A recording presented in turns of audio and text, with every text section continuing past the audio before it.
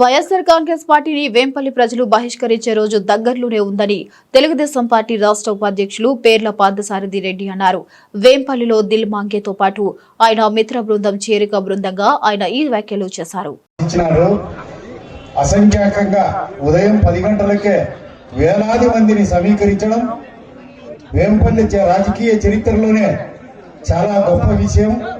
ఇంతవరకు జగన్మోహన్ రెడ్డి బూచిని చూపి ఇదే రాజకీయం అనే పరిస్థితి ఉన్నది.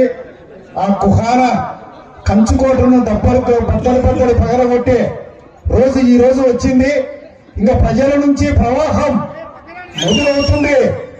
అన్ని మండలాల్లో 7 మండలాల్లో వైసీపీని అసహించుకొని వ్యతిరేకిస్తూ దూషిస్తూ ఆ పార్టీ విధానాలను తెలుగుదేశం పార్టీ విధానాలను 100కి 100 మనస్ఫూర్తిగా అంగీకరిస్తూ తెలుగుదేశంలో తండాలుగా చేరాలని రాబోయే స్థానిక సంస్థల ఎన్నికల్లో వైసీపీని పులివెందుల నియోజకవర్గం నుంచి తరిమి కొట్టాలని మీకందరికీ సవినయంగా తెలియజేసుకుంటూ నాకు సెలవిప్పించవలసిందిగా కోరుకుంటున్నాను. జై హింద్.